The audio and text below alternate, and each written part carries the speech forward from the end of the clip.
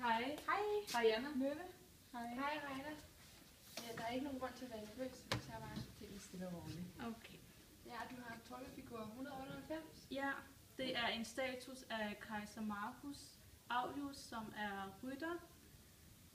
Og den er sådan iscenesætter, hvor det viser, at han er mægtig og sådan en helte.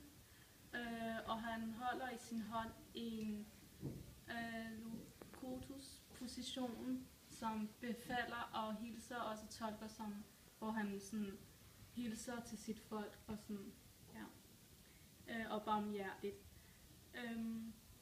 Og han sidder op på en hest, og det viser også, at det er en kejser og sådan i kriger-agtigt. Og det er en normal størrelse, både ham og hesten, ja, som er sådan naturtro. Og den er lavet af bronze, som ofte ses på statuer. Og der er draperinger i tøjet, og han har skæg, og det viser kloghed og visdom. Og den er meget naturtro, fordi man kan se hans muskler, og det kan man også se på hesten. Og også hans blik og ansigtstræk, det er også meget naturligt. Og så var der også mere tøj på en tidligere, og især fodbeklædning, som særtegnet på den tid.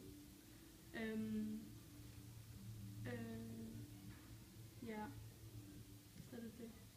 Ja. Rigtig fint. Ja. Ved du hvorfor, at han har valgt at bevare den her statue? Fordi han var den første kejser, kristne kejser. Mm. Ja, men var han det? Eller? Det troede folk. Præcis. Ja. Ja. Ja. Er det sådan der, at normalt at vi ser, at heste og rytter er fristående som en statue, som vi ser her på billedet fra de tidligere perioder? Nej, det er noget nyt, der er kommet. Ja, rigtig godt.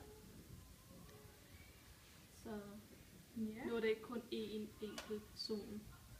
Så nu er der kommet sådan en hest eller noget andet. Ja, rigtig godt. Hvad hedder, nu sagde du, at det var en normal størrelse hest i forhold til tidligere relieffer.